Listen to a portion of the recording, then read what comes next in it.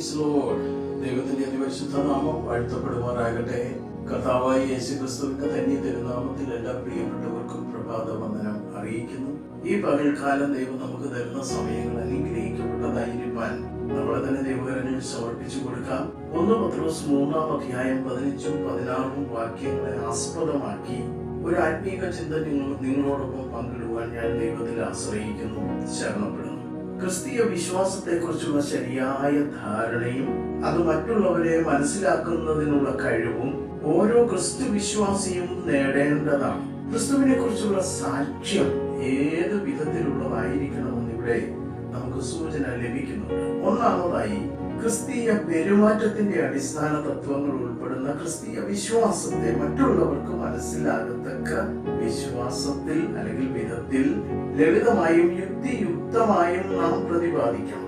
ഇതിനു വേണ്ടി ക്രിസ്തീയ വിശ്വാസത്തിന്റെ വിവിധ വശങ്ങൾ ചിന്തിച്ച് ഗ്രഹിച്ചിരിക്കണം. ക്രിസ്തീയ വിശ്വാസത്തിന് ആധാരമായ തിരുവചനം നാം ശ്രദ്ധിച്ച് പഠിച്ചിരിക്കണം. ദൈവത്തെ പൂർണ്ണ മനസ്സോടെ സ്നേഹിക്കുക എന്ന് പറയുന്നതിൽ ദൈവത്തെക്കുറിച്ചുള്ള ബുദ്ധിപരമായ പരിജ്ഞാനം അന്തർഭവിച്ചിരിക്കുന്നു എന്ന് നമുക്ക് മനസ്സിലാക്കാം. മനുഷ്യൻ ബുദ്ധിജീവിയാകിയാൽ ബുദ്ധിയെ തൃപ്തിപ്പെടുത്താത്ത വിശ്വാസം നിലനിൽക്കുന്നതല്ല. രണ്ടാമതായി, ക്രിസ്തീയ വിശ്വാസത്തെ കുറിച്ചുള്ള പ്രതിപാദനം സൗമ്യതയുടെ ആത്മാവിൽ നിർവഹിക്കേണ്ടതത്രേ.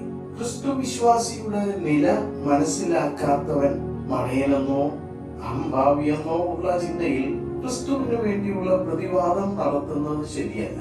നമ്മുടെ വിശ്വാസം മറ്റുള്ളവരെ അടിച്ചേൽപ്പിക്കുന്നതിന് തുനിയുന്നതും സകല സത്യത്തിന്റെയും ഉടമസ്ഥാവകാശം നമ്മുടെ കയ്യിലാണെന്നുള്ള ധാരണ ശ്രോതാക്കളിൽ ഉളവാക്കുന്നതും യോഗ്യമല്ല.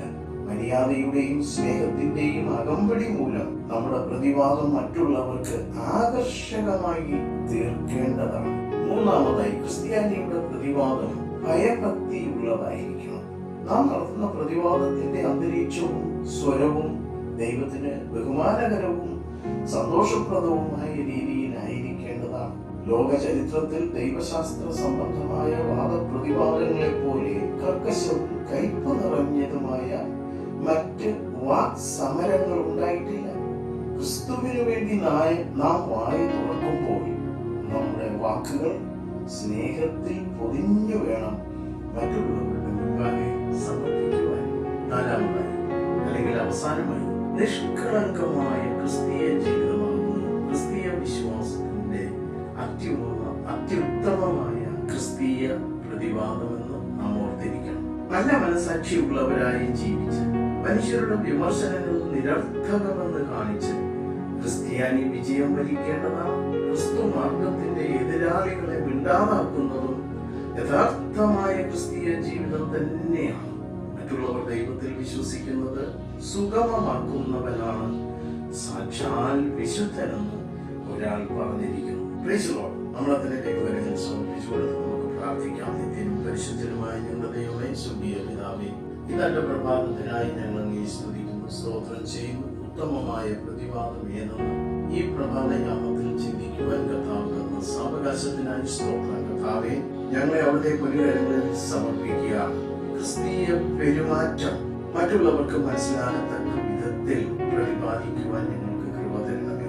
ക്രിസ്തീയ വിശ്വാസത്തെ കുറിച്ചുള്ള പ്രതിപാദനം സൗമ്യതയുടെ ആത്മാവിൽ നിർവഹിക്കുവാൻ ഞങ്ങൾക്ക് കൃപ തരണമേ. ക്രിസ്ത്യാനിയുടെ പ്രതിവാദം ഭയഭക്തിയുള്ളതായിരിക്കാൻ കർത്താവെ ഞങ്ങളെയും സഹായിക്കണമേ. നിഷ്കളങ്കമായ ക്രിസ്തീയ ജീവിതമാകുന്നു ക്രിസ്തീയ വിശ്വാസത്തിന്റെ അത്യുത്തമമായ പ്രതിവാദമെന്ന് ഓർക്കുവാൻ ഞങ്ങൾക്ക് കൃപ തരണമേ. അവിടുന്ന് ഞങ്ങളെ പണിയണമേ. അവിടുത്തെ കരങ്ങൾ ഞങ്ങളെ സമർപ്പിക്കും. വിശവന്റെ കയ്യിൽ കളിമണ്ണ് പോലെ അവിടുന്ന് ഞങ്ങളെ പണിയണം. തിരുഹിതത്തിനായി ഞങ്ങളെ ഏൽപ്പിച്ചതിന്